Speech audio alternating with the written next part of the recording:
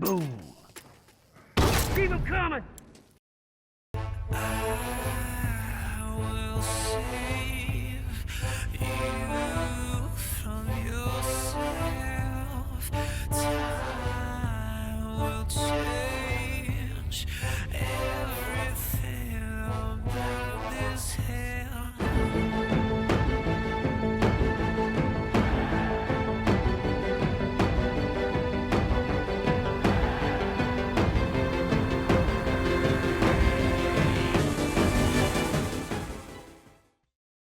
What's going on everyone, Bobbybarks here and welcome to the Quarter 2 Round 2 Roundup video. We're kicking it off with Karmatic Assassin versus Sup 3-man.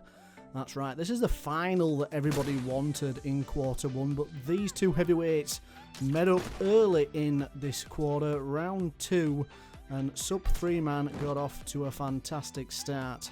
It was pretty much neck and neck for most of this game, and as you can see, with 10 minutes remaining, there's just one spawn between them. Karmatic using that trusty bow, Sup 3-man relying on his HR and some 9mm action. But it's Karmatic who gets in with a 9mm, some fantastic headshots. And this was fairly even, like we say. You can see now 14 spawns apiece. Sup 3-man with some wonderful headshots. And as we go past the halfway mark, it's Sup 3-man with the advantage, and he started pulling away after that. Karmatic Assassin switching himself to a hunting rifle and going toe to toe with him to try and get himself back into this game. Some fantastic headshots. Despite him being an excellent bow player, I'm surprised he doesn't go with the HR more often. He's actually really good with this sniper rifle too. And as the clock ticks down with the remaining 20 seconds, it is 6-7 in Sup 3-man's favour, who now, ironically, has switched to a bow. So a bit of a role reversal for these two here, and Sup 3-man gets that last down and progresses through to round 3. Last quarter's finalists defeats last quarter's semi-finalist. Next up, we've got Possum the Possum versus FluffyPanda. FluffyPanda getting that first down early in the game with some nice hunting rifle skills, and I'm sure there's a joke in here somewhere about when a possum met a panda, and it was Panda who got an early lead here. 3 spawns up now within the first couple of minutes, and as you can see from the score, Possum went 5 down before he got his first kill. It was nice to see him back in this 1v1 tournament using a heavy weapon like the semi-automatic and not relying on a pistol. Panda kept some distance between these two though, always remaining 3 or 4 spawns in the lead. With just a little under 5 minutes to go, Possum started making a nice comeback against Panda. And as you can see, with just a little over 2 minutes to go, Possum is 1 spawn behind, and despite dodging 2 Molotovs, he got his own kill with a Molotov and drew even. Great comeback from Possum. 13-13 as you can see now. Panda retreats a little bit. Possum not being a purist like he was in quarter 1 and going with some armour. He finally takes the lead here with just over a minute to go. Panda doing a nice little Superman fly. And Possum finishes it off with a nice Molotov again, and he goes through to round 3. Great stuff by Possum. Speaking of pandas, we have BakshiPanda up against Duncan here. And Duncan fell behind quite quickly here in this matchup, but see him backing off a little bit here. Confused me a bit in this game because Duncan's using a different hat and Panda's using the hat that Duncan normally uses. So it did leave me a little bit confused, but Duncan here with some nice long range burst rifle headshots and takes the lead for the first time in the game. It was all plain sailing after that one, and as you can see from the score, he has an 8 spawn lead. And despite BakshiPanda being pretty darn good at this game. Duncan ended up 10 spawns in the lead, and the two of them had some nice little mess around between them. Look at all those throwables that Panda had.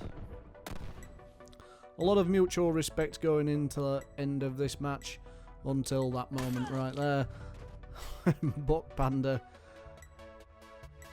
Nice play, but Duncan is through to round 3 and will go up against Bobbybarks. I don't mean to blow my daughter's trumpet, but she is through to round 3 and she will play Duncan. Next up, we've got the Shiv Prince against Fallen Apathy, everyone's favourite villain, against a lot of people's favourite FN player. Shiv Prince was using a sniper rifle here and pulled off a number of good headshots. Fallen Apathy there falling to the first one, and then the second one right there. Shiv Prince kept some distance during this game that Apathy could not get close to, and it was Shiv Prince that went through to round 3. Next up we have TC, the Last Samurai, who got an unexpected win over Jessanddc in round 1.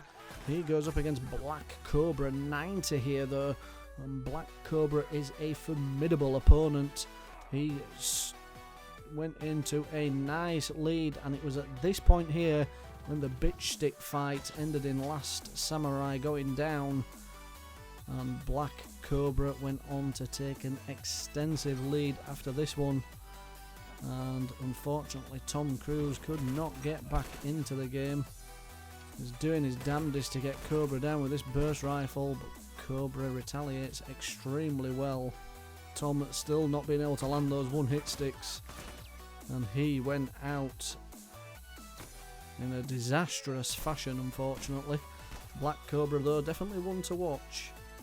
We're going to join up with Prince Kasab now against Sage6379. Prince Kasab was the unexpected winner against Look876 in round 1. His opponent here today in Sage 6 was definitely a little bit easier than the Look game, and as you can see from the score, it was all one-way traffic for Kasab in this one.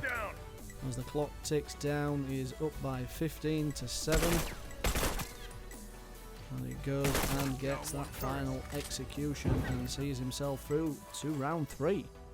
Next up we're going to see Lord Sir Tony versus Virus V73. Lord Sir Tony was tipped as an underdog and a dark horse for this tournament at the start. Virus V73 come out with a tactical shotgun though. Don't see that very often in these 1v1s. People that tipped Tony for the win obviously have not seen his Molotov skills, as he Molotovs himself right there. But don't worry Tony, we all do that at least once in a game. Nice headshots from Tony as he finally draws this one level. And although Virus managed to take that lead here, Tony's Molotov skills came to good use again. Not many of us do that twice in a game though, Tony. I feel a little bit bad for showing them, but I did find it quite funny. Virus getting Tony down to take a 3-spawn lead, and he went through to round 3. Lord Sir Tony going out surprisingly, or not surprisingly after you saw those Molotov skills of his. Next up we've got Sacs Payne versus Vikas 1245. Sacs Payne for me could be one that could go far in this tournament. He's a highly skilled player, but he's not scared to use non-FN weapons and utilise the armour. Going with the burst pistol as well as a small sidearm, and despite going up against a tactical shotgun there, he manages to get that down, and it was pretty one-sided in Sacs' favour during this game.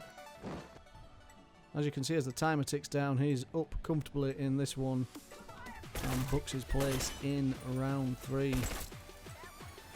Next up we're going to see Murphybox versus Sir Wanji.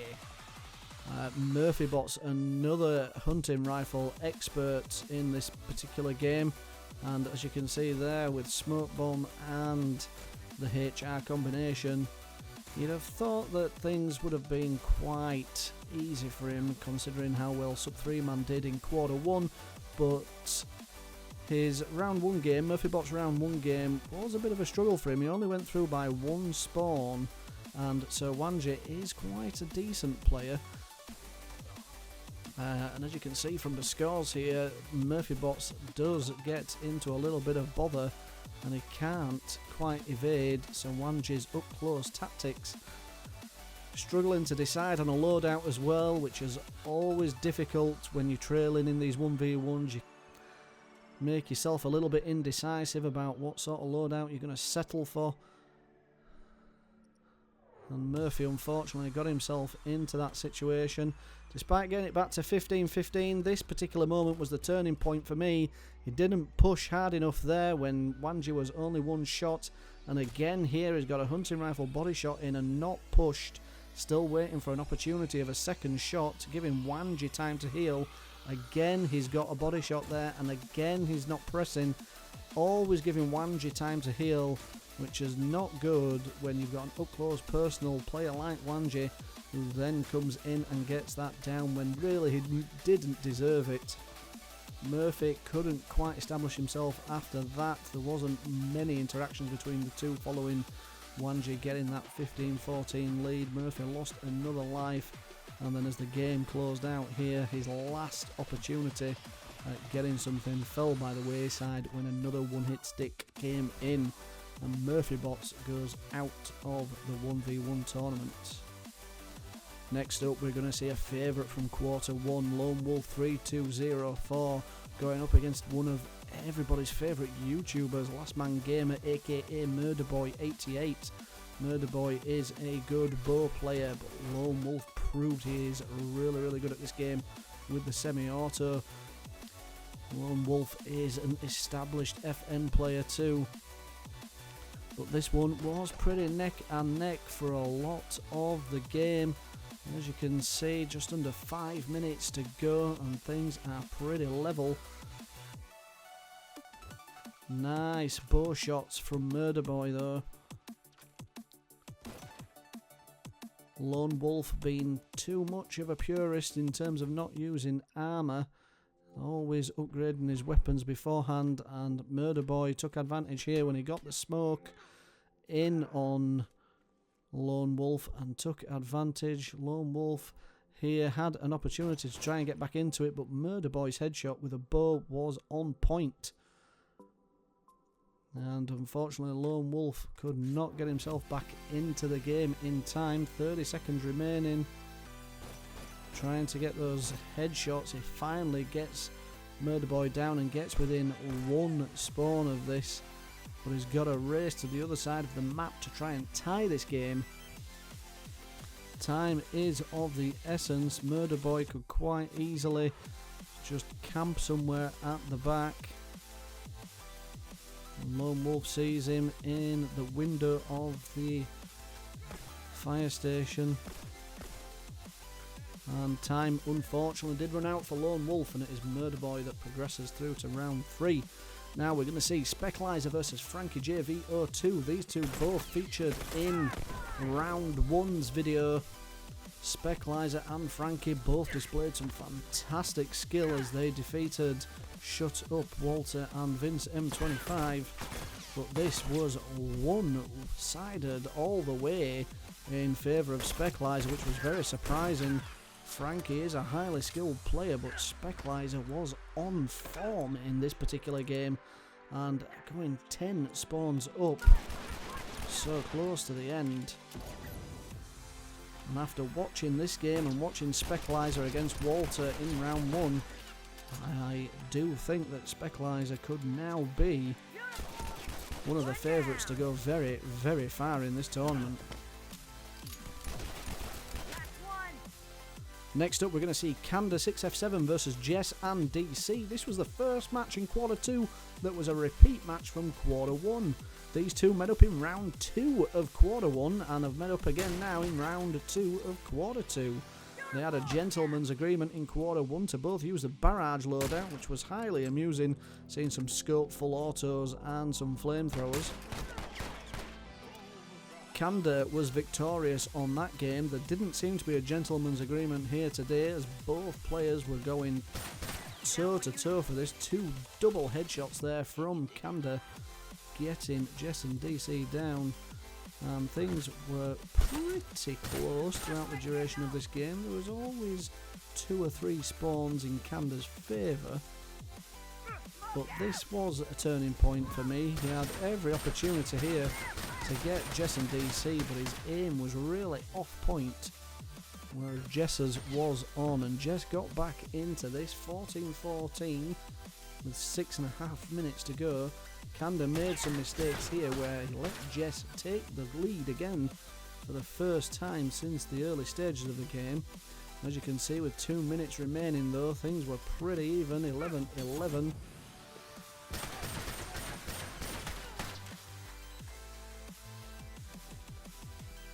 Jessanddc come in with a 1-hit stick and regains his lead. Candor could not find a way back in, and despite pressing Jessanddc here, he made too many mistakes, and it was Jess that will go through to round 2 after getting some much needed revenge on Candor. Next up, we're going to see Jessie Vadim Wayland versus Arcane. This was predicted to be very one-sided for Jessie, but Arcane got that first execution right off the bat, and some worry must have been setting in for Jessie. But as you can see from the score, after just under 10 minutes remaining and a nice one-burst execution, Jessie did manage to get a very, very comfortable lead. 18-9 in Jessie's favour before Arcane managed to get his third execution. But it was all too little, too late. 2 minutes remaining, and as you can see, the score is quite comfortably in Jessie's favour. He's booked himself into round 3, no questions asked. And finally, for the last match of this roundup video, we're going to see Would I Kill versus makhmour 1. makhmour 1 struggled in round 1, there is no doubt about it, and as you can see from the score here, he goes 4 spawns down within 4 minutes of this game kicking off. But if anyone can come back from this, it's makhmour. He is a comeback specialist, and here with 9.5 minutes remaining was the first time he managed to close the gap to 3 spawns. It stayed roughly 3 spawns all the way until this excellent Molotov bomb explosion gave Would I Kill another 4 spawn lead. And despite makhmour doing his damnedest to try and get close, the shorty was far too strong for Would I Kill. The utilisation of it was pretty disgusting in this particular scene, and makhmour just could not get away from it.